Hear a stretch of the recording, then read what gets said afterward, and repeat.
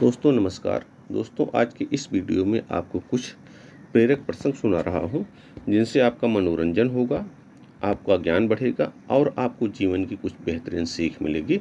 आइए शुरू करते हैं। पहला प्रसंग है भामती देवी का त्याग।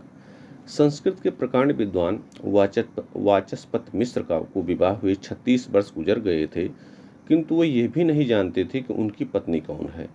एक दिन वे ब्रह्मसूत्र के शंकर भाष्य पर टीका लिख रहे थे, किंतु एक पंक्ति कुछ ढंग से नहीं लिखी जा रही थी।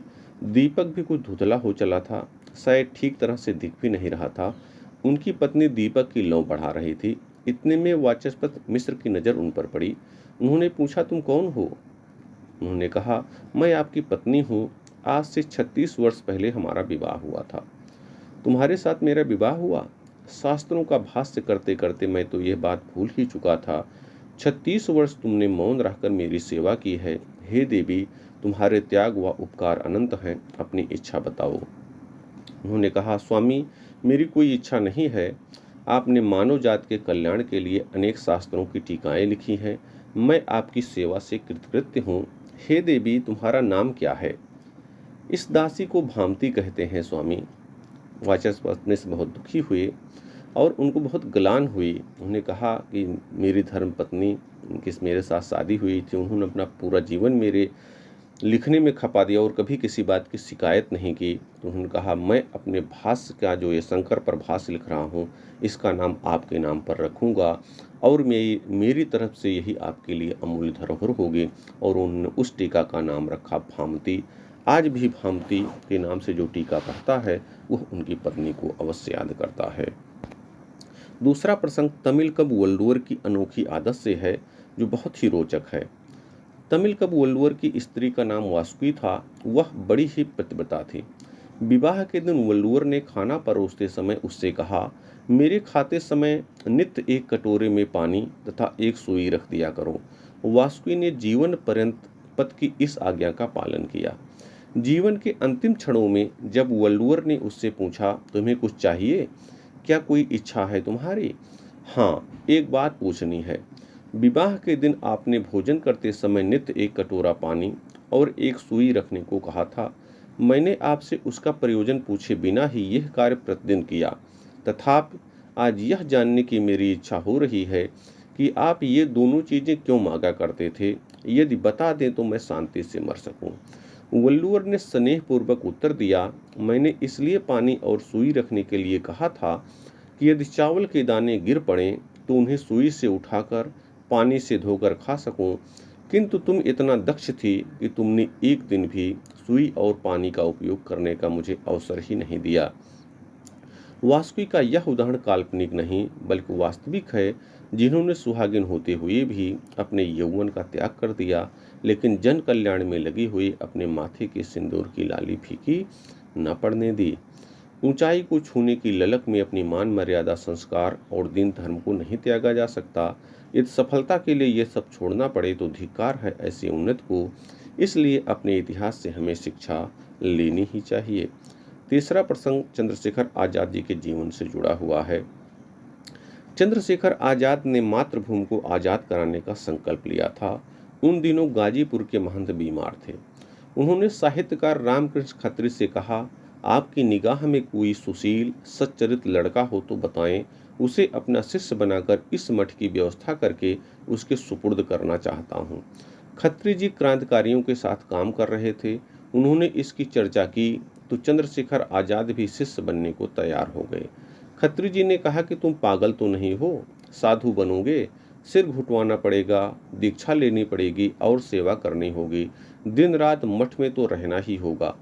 आजाद ने कहा, मेरे साहित्यकार भाई, मठ में काफ़ी संपत्ति है, हमारी पार्टी को धन की बहुत आवश्यकता है।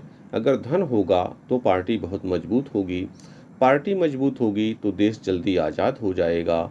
अपने देश को आज़ाद करवाने के लिए मैं कुछ भी करने को तैयार हूँ। तुम्हारा परिचय किस नाम से करवाया जाए? एक कवि के नाम से करवा देना बस। अगर महंत जी कविता सुनाने के लिए कहने लगे तो देश की आज़ादी के लिए मैं क्रांतिकारी बन सकता हूँ, तो क्या कवि नहीं बन सकता? साहित्यकार होकर भी क्या तुम नहीं जानते कि कलम तलवार से भी बड़ा शस्त्र होता है? कहकर आज़ाद गंभीर हो गए। आज़ाद जैसा दृढ़ संकल्प यदि तुम भी करोगे तो निश्चय सफलता तुम्हारे कदम चूमेगी। पांचवा प्रसंग